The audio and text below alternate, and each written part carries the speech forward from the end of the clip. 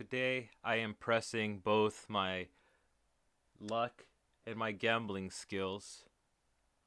And when I say luck, I mean it more on a faith based level because we're going to be trying to comment and do opinions and I guess reactions because I am reacting to things even if it isn't either the first time to a piece of media that has been pervading itself throughout the internet for quite some time now, and it's always been something that I've had a big interest in, and the whole story arc that plays afterwards. But before I get more interested in this, in the case that once I do try to upload it, it either gets, you know, stricken by the OG originator herself, none other than the Oprah Winfrey Network, which is what now basically leads us into what we're going to be reacting on today on Sites of the Internet, which is a really old appearance of one of the Oprah Winfrey show guests, and the person that we're focusing on today is none other than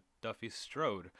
Those of you that don't know who Duffy Strode is, who he is, and why Duffy Strode was so special on Oprah, the best way I can summarize it is, I guess some could say charisma, others would say tenor, vocally when it comes to cadence to a degree, memory.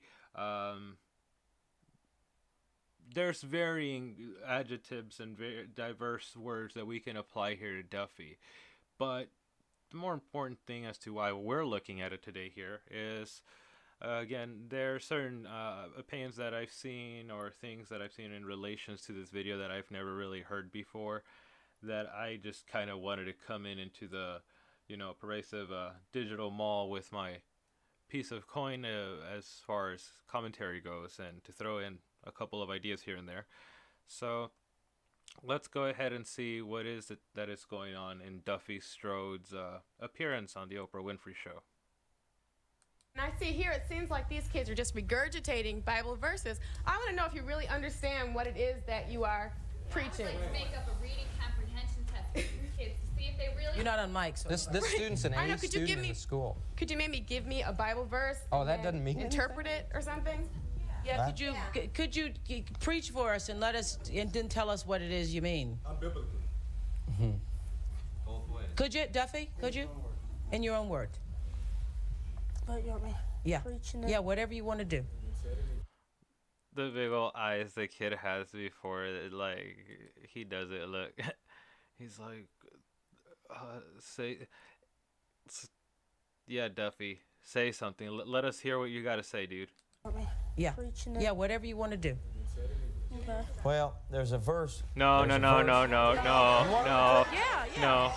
Get up and preach. They're asking him, dude. They're asking him. Let him say something. Get up and preach. Let Yeah, that go heart of ahead. yours Stand up sing, right where you Duffy. are if you want to. Go ahead. Jeffy, do you want to preach? If you want to. If you don't want the to, audience shouldn't be able to intimidate you into this. If you want to do it, it's up to you. Whosoever therefore shall be ashamed of me and of my words in this adulterous and sinful generation, of him also shall the Son of Man be ashamed. Okay. Before they get into this argument here and anything that we're also going to get into with this video,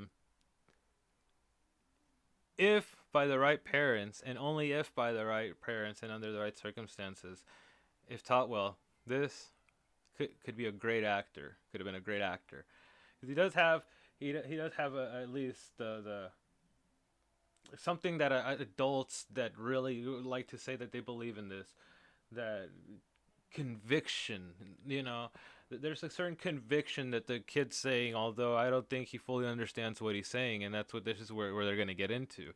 However, Duffy, you're obviously emulating your dad a little, so you tone that back a little bit, speak with, okay, you're a kid, but you can obviously capture it if, again, your parents would have maybe channeled some of this potential that you have for your comfort levels about speaking openly, because I got to tell you, right now, here in the 30s, although I look like I'm regressed somehow, I would not be doing what you were doing at your age. I would have been, especially with the parents I had. So, it kind of sucks. Again, a little bit of an underused potential there.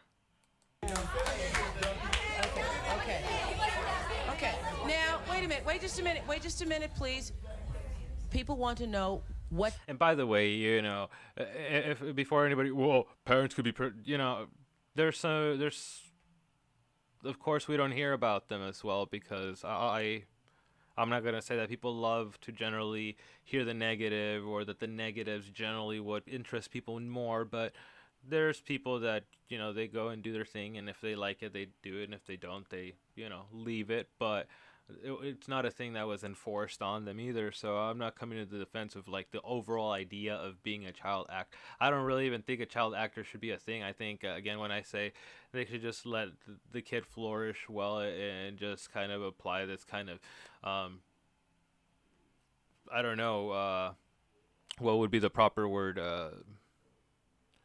like untapped potential, and just play and pretend instead of using this. Like let them watch a couple movies, have some discretion in case some of the things are in. I don't know. That's kind of how I would have played it if it seemed like the kid had an interest in trying to be a speaker and having a sort of limelight on him or something. I don't know. I would have done that, not necessarily just gone, we have to go and put you in front of other people who are going to be just as predatory as what I'm talking about, not putting you in through. But yeah, just wanted to go ahead and clarify that in case there's going to be any naysayers in the comments in regard to thinking, oh, we got him. Ladies and gentlemen, we got him. That means that you just said. In your own word, tell us, what does that mean? Translate it. Child splain. No, child splain. Duffy. Don't yell it to us. Tell us what that means. Well, I've never read the Bible, let's pretend, and I don't understand that type of language. Tell me how that applies in my own life. Well, why I'm screaming is the Bible definition of preaching is Isaiah 58:1. It says, "Cry aloud, spare not, lift up your voice like a trumpet."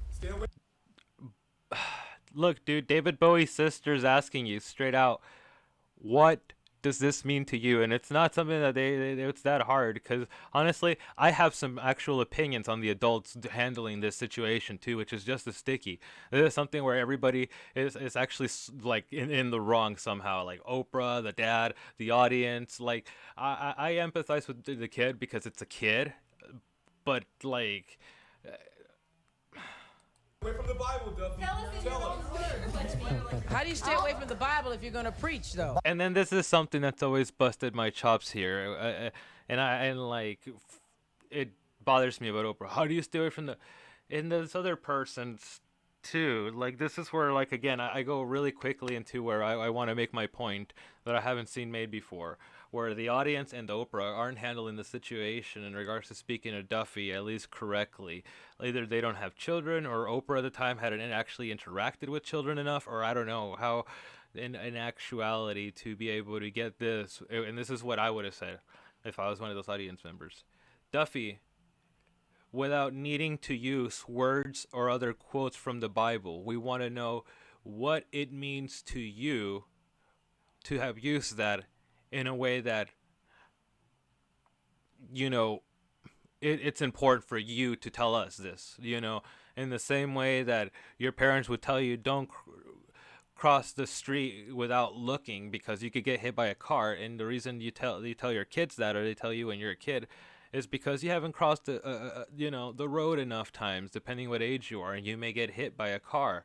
So this is why they tell you. So in reference to what you're telling us, why is it so important that you think we should hear this, you know? And of course you could bring this down, but I'm explaining and saying it in how I think the audience and Oprah themselves could handle it, because of course I don't think Oprah was either on her feet enough, or maybe she's also being a little sussy in regards to how she's understanding what they're trying to say. Because for her to just, well, how do you get away from the Bible? It's like, no, they're telling the kid, Oprah, in what way, without you having to reference the Bible, is this applicable, relevant, useful to our lives, that you felt the need to yell it at us without even just saying it, which is exactly what David Bowie's sister here is saying. The Bible says you're to speak as the oracles of God. If you don't want to talk the way this Bible talks, you should keep your mouth shut. And then we're introduced now to Ted Cruz's,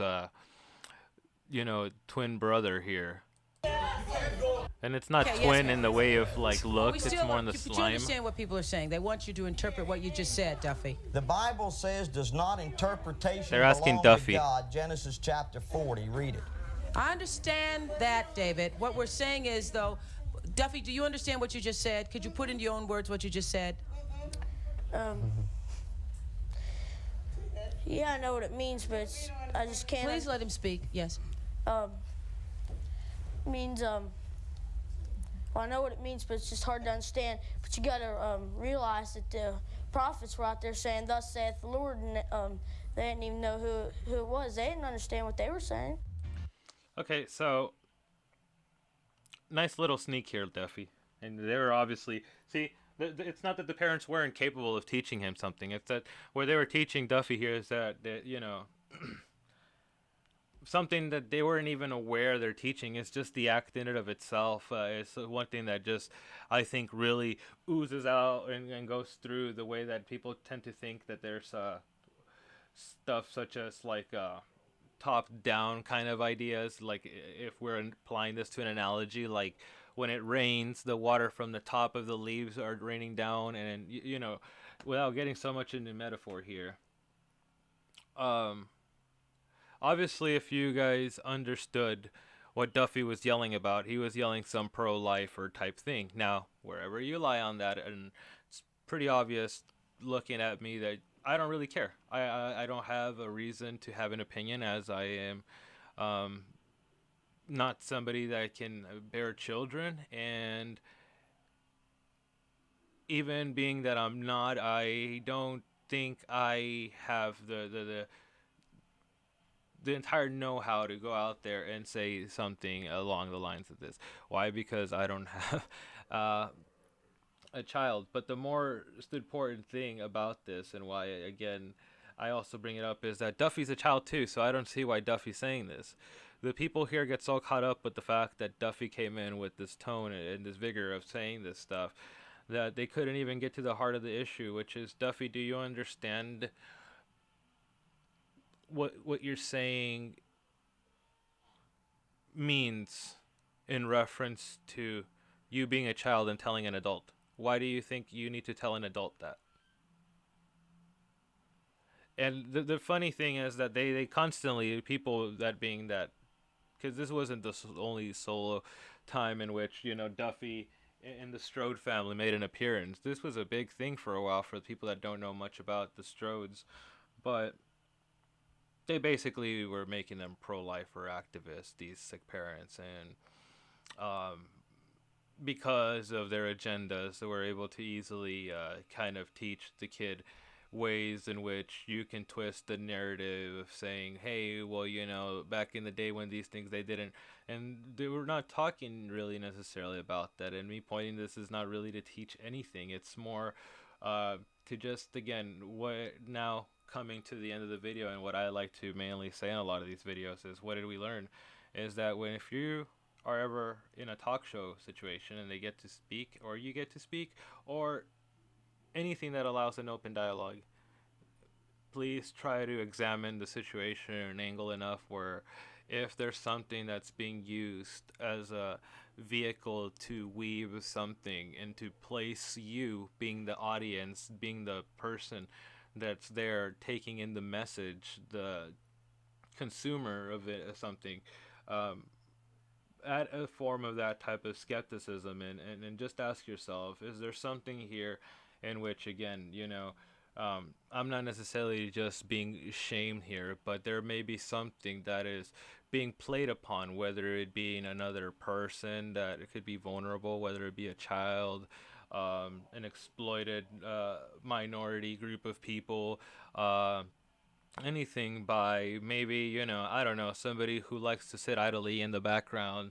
and pretend as in, well, I don't know, this is the passion that's speaking through this. It's something that I can't speak for. We have to let it happen naturally. Yeah, you are willing to let naturally happen the fact that this person, this child here, has enough of a willingness to be able to get out there and maybe say or speak or do whatever it may be, which is why I say that the acting idea or letting him just go and pretend and be a kid is one of the most important things.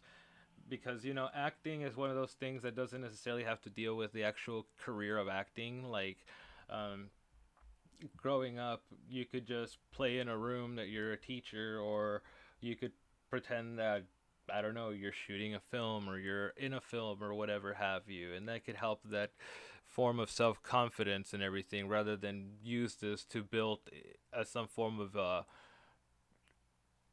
alienation barrier that you just basically this person built for not just him but the other children in his family. And I just wanted to really bring this up because, as much as I'm a person that, just like with other hot topics on this world, I stand neutral on, but it's because more of the prevailing idea that there's billions of people and I can't continue, and I just don't find an interest in always, again, throwing the entire umbrella away, and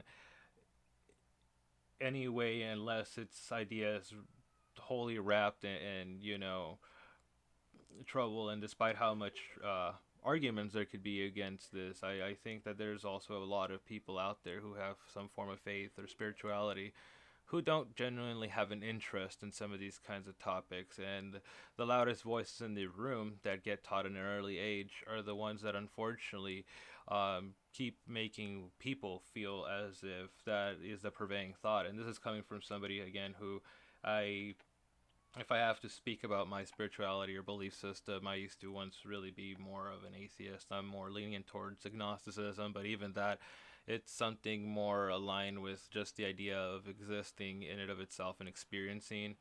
And knowing that I kind of have that, even if we can argue about certain ideals philosophically, the more important and basic thing, again, is to understand that no, I'm not gonna copy Zizek or anything. That's somebody else's shtick. I don't want to steal. But again, going back to the point at large, is that I think, again, if I could really just rebox this, what did we learn down again, is that don't be fooled by just one necessary idea as to how you may have an obstacle, in the sense of an opponent in the world of an idea, or a right or something. I always tend to look at how these things are basically built in a way that continue to sound or feel as a purveying louder voice, and analyze to a degree in which you can go ahead and use to build more compelling argument, in which, even if the voice might be as loud as it may, you can help better dismantle what may be a flawed argument. And with that, we're going to go ahead and end this edition of Sites of the Internet. I'll talk to you guys later.